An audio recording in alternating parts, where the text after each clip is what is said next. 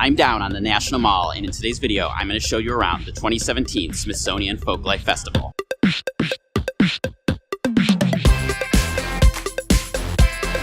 Hello, welcome to Trip Hacks DC. My name is Rob. If you're coming to Washington, D.C. and you're looking for the best tips, tricks, and hacks for exploring the city, make sure to subscribe to this channel and hit the bell notification icon so that you don't miss anything. And if you want to have me show you around the National Mall just like this when you come, head on over to my website, triphacksdc.com, afterwards, and you'll see the tours that I offer. Today I'm down on the National Mall, and I'm going to be showing you around the Smithsonian Folklife Festival. This is a bit different format from my previous videos, so leave a comment on this and let me know whether you like this new format or whether you hate it, and if I should keep doing more of these. The Folklife Festival is held every year around Independence Day here on the National Mall. It started in 1967, which means, believe it or not, this is actually the 50th anniversary. It's a celebration of cultural heritage, featuring cultures from all around the globe.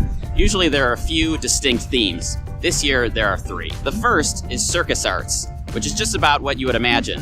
Trapeze, clowns, and that kind of stuff. The second is called On the Move, which is all about migration and movement around America. And the last is called 50 Objects, 50 Years, because, like I said, this is actually the 50th anniversary of the festival.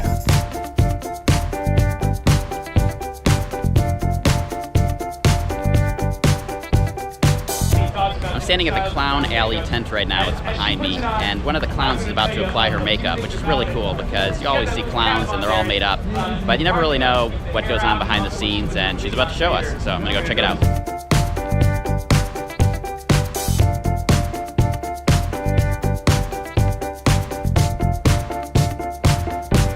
So the cool thing about that show was that it wasn't just a clown putting on her makeup. They really walked you through every step of the process, told you what was happening, told you some stories about clowning, and that's the cool thing about the Folklife Festival is that it's really educational as well as being entertaining. Right now I'm at the Juggling Tents where they're teaching people how to juggle. They're gonna start a show soon that I'm hoping to catch, so let's go see that.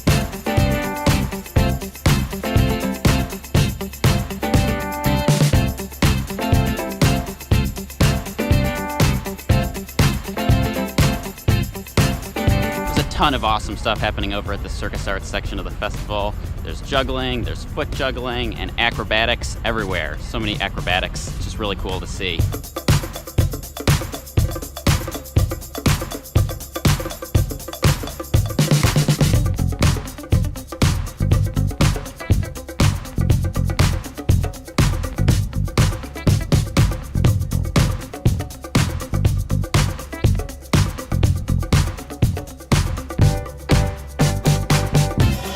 Come down to the festival, it's a good idea to bring some water with you.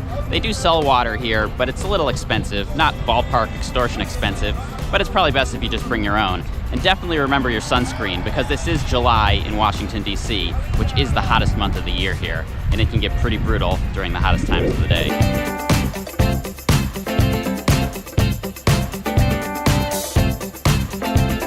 Headed over to the big top tent right now, which is where they have a lot of the main events for the Circus Arts portion of the festival. The festival hours in general are 11 a.m. to about 5:30 p.m. That's when most of the events here are happening down on the National Mall.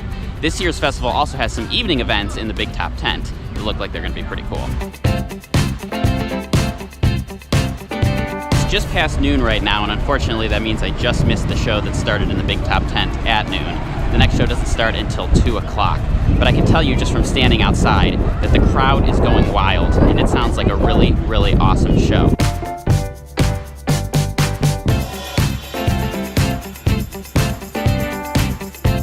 I'm over in the On the Move section of the festival now. This is the secondary theme, so it doesn't have quite as much to see or do as the main Circus Arts theme, but let's take a walk around and see what kind of cool stuff they have going on over here.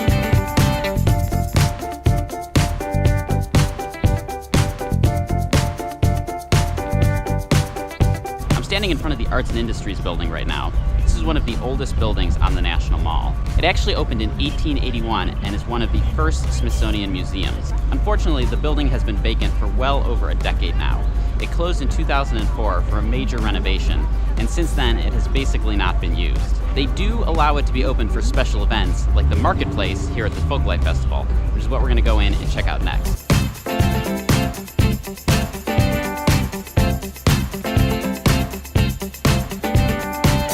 One hack that's probably going to be useful to a lot of people is that in addition to the Marketplace, there are actually some performances that are scheduled here inside the Arts and Industries building. So this is a really good way to get inside and out of the hot sun. And yes, it is air conditioned in here.